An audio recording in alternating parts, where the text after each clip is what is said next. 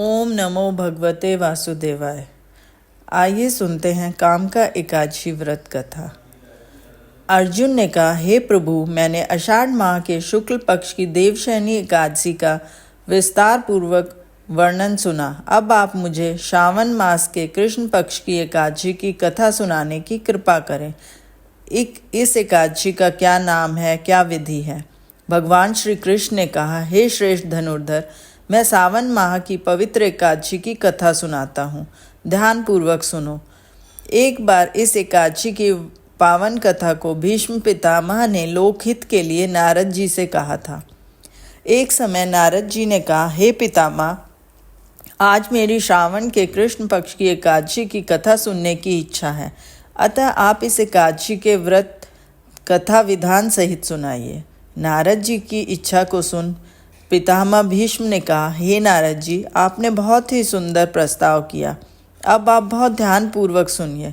सावन माह के कृष्ण पक्ष की एकादशी का नाम कामिका एकादशी है।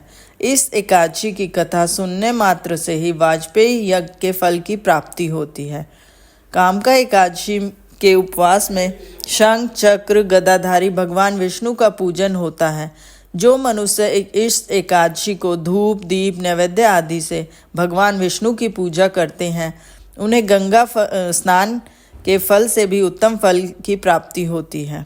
सूर्य ग्रहण और चंद्र ग्रहण में केदार और कुरुक्षेत्र में स्नान करने से जिस पुण्य की प्राप्ति होती है, वह पुण्य कामिका एकादशी के दिन भगवान विष्णु की भक्ति पूर्वक पूजा करने से प्राप्त हो जाता है। भगवान विष्णु की सावन माह में भक्ति पूर्वक पूजा करने का फल समुद्र और वन सहित पृथ्वी दान करने से भी ज़्यादा होता है।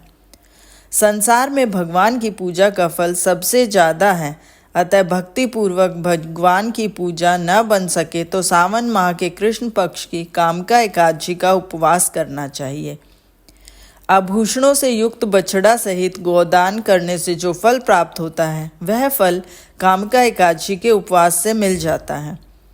संसार सागर तथा पापों में फंसे हुए मनुष्य को इनसे मुक्ति के लिए कामिका एकादशी का व्रत करना चाहिए। कामिका एकादशी के उपवास से सभी पाप नष्ट हो जाते हैं।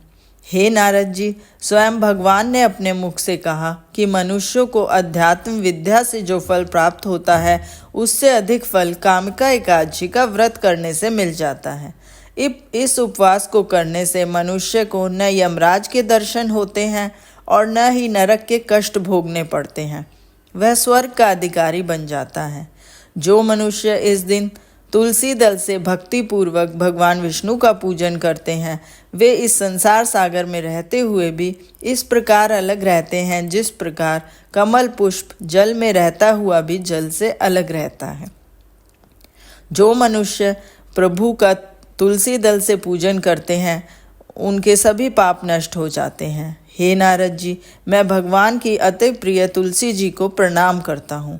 तुलसी जी के दर्शन मात्र से मनुष्य के सभी पाप नष्ट हो जाते हैं और शरीर के स्पर्श मात्र से मनुष्य पवित्र हो जाता है। तुलसी जी को जल से स्नान कराने से मनुष्य की सभी यातनाएं नष्ट होती हैं। जो मनुष्य तुलसी जी को भक्ति पूर्वक भगवान के श्री चरण कमल में अर्पित करता है, उसे मुक्ति मिलती है। इस कामिका एकादशी की रात्रि को जो मनुष्य जागरण करते हैं, दीप दान करते हैं, उनके पुण्यों को चंद्रगुप्त भी लिखने में असमर्थ हैं। एकादशी के दिन जो मनुष्य भगवान के सामने दीपक जलाते हैं, उनके पितृ स्वर्गलोक में अमृत का पान करते हैं। भगवान के सामने जो मनुष्य घी या तेल का दीपक जलाते हैं, उनको सूर्यलोक में भी सहस्त्र दीपकों का प्रकाश मिलता है। कामिका एकादशी व्रत कथा। एक गांव में एक वीर क्षत्रिय रहता था। एक दिन किसी कारणवश उसकी ब्राह्मण से हाथापाई हो गई और ब्राह्मण की मृत्यु हो गई। अपने हाथों मारे गए ब्राह्मण की क्रिया उस क्षत्रिय ने करनी चाहिए, परंतु पंडितों ने उसे क्रिया में शामिल होने से मना कर दिया। ब्राह्मणों ने बताया कि तुम पर ब्रह्म हत्या का दोष है, पहले प्रायश्चित कर इस पाप से मुक्त हो, तब हम तुम्हारे घर भोजन करेंगे। इस पर क्षत्रिय ने पूछा कि इस पाप से मुक्त होने का क्या उपाय है? तब ब्राह्मणों ने बताया कि सावन माह के कृष्ण पक्ष की एकादशी को भक्ति भाव से भगवान श्रीधर का व्रत एवं पूजन कर ब्राह्मणों को भोजन करा के सदक्षिणा के साथ आशीर्वाद प्राप्त करने से इस पाप से मुक्ति मिलती है।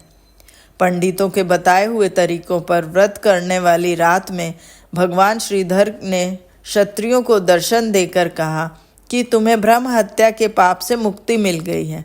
इस व्रत के करने से ब्रह्म हत्या आदि सभी पाप नष्ट हो जाते हैं और इंद्रलोक में सुख भोग कर प्राणी अंत में विष्णु लोक को जाता है। इस काम का एकादशी के महत्व के श्रवण से, पठन से मनुष्य स्वर्ग लोक को प्राप्त करते हैं। जय श्री हरि। ओम नमो भगवते वासुदेवाय।